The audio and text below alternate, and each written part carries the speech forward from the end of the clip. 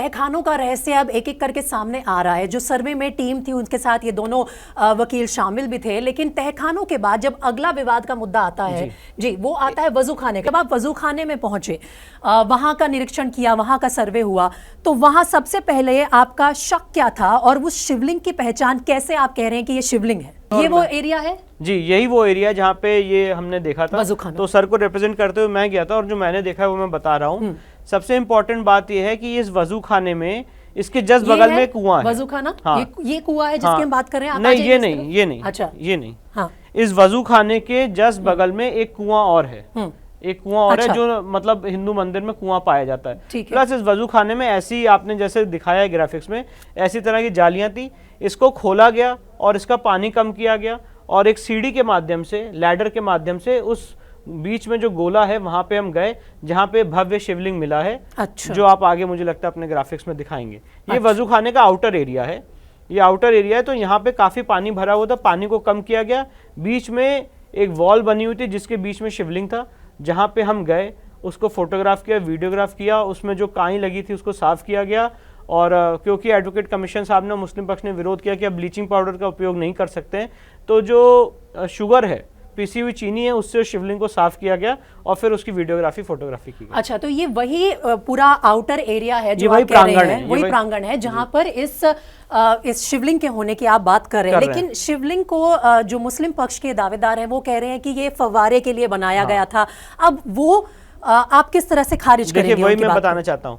आपने अभी देखिए अपने इस ग्राफिक्स में एक ऊपर एक शेड दिखा रखा है और शेड के ऊपर भी पत्थर लगा हुआ है। अगर ये फव्वारा होता तो पहली बात यहाँ पे टीन और ये शेड नहीं होता है, पूरा फव्वारा चल रहा होता, ऊपर तक चलता है, वो ओपन एरिया होता। दूसरी बात यह है कि अगर फव्वारा है तो इसके इस वजू खाने से नीचे एक सीढ़ी जा रही है। अच्छा। जो नीचे बेसमेंट में जाती है। वो हमारी दूसरी एप्लीकेशन की मांग है कि वहां पे भी एक आर्टिफिशियल वॉल है, जैसे व्यास जी के तहखाने मैंने वॉल बताई, उसको भी खोला जाए और उसको भी दिखाया जाए कि वो कहां तक जा रही है। तीसरी बात, अगर फव्वारा है तो फव्वारे में वाटर मैनेजमेंट सिस्टम होता है जो नीचे से फव्वारे से पानी फेंकता है, और शिवलिंग और फव्वारे के बीच में फर्क हम समझते हैं। उसके अंदर एक लकड़ी भी डाली गई थी बहुत पतली सी, जो एडवोकेट कमिश्नर साहब ने अपनी रिपोर्ट में लिखा है कि 63 सेंटीमीटर तक गई, पर मुझे लगता है उसमें टाइपोग्राफिकल एरर है क्योंकि वो इस हाथ बराबर वो लकड़ी गई थी, इससे ज्यादा वो लकड़ी गई नहीं थी। और जबकि शिवलिंग का साइज जो हमें दिख रहा है 2.5 फीट है, काफी ऊंचा। हाँ, काफी ऊंचा शिवलिंग है और वो ऐसा लग रहा है काफी नीचे तक जा रहा है, और भी नीचे जा रहा है। इसीलिए हमने कहा कि जो वजू खाने की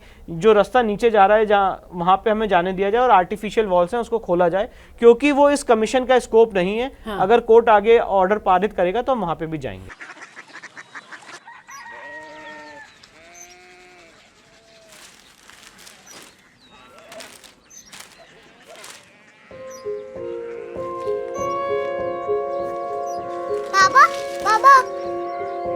कोरिया सिटी जानी ना?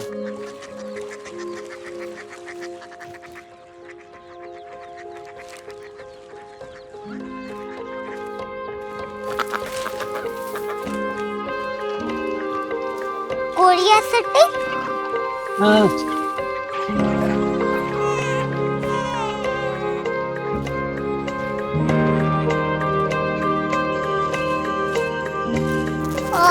कोरिया सिटी कहाँ पे है? शहर अंग्रेजी लगे हैं।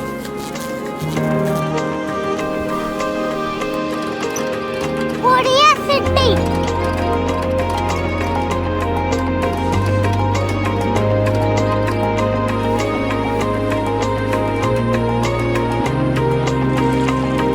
वो बहुत दूर है।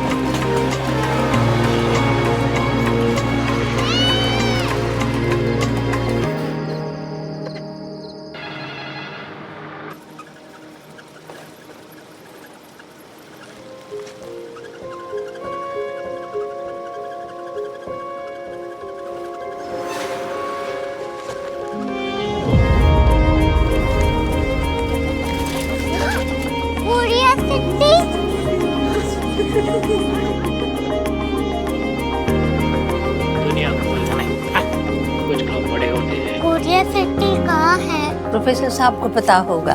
हो, ये छोटा वाला ग्लोब लगता है और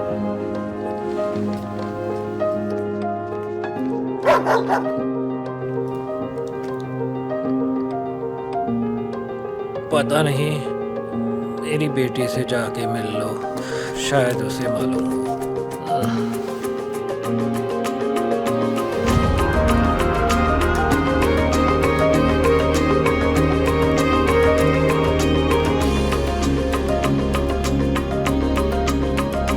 हाय, बाबा ने भेजा है। Come here. Korea city. Korea city नहीं, क्यूरियोसिटी। वो क्या? That's what brought you here? जो तुम्हें यहाँ तक ले आया। क्यूरियोसिटी।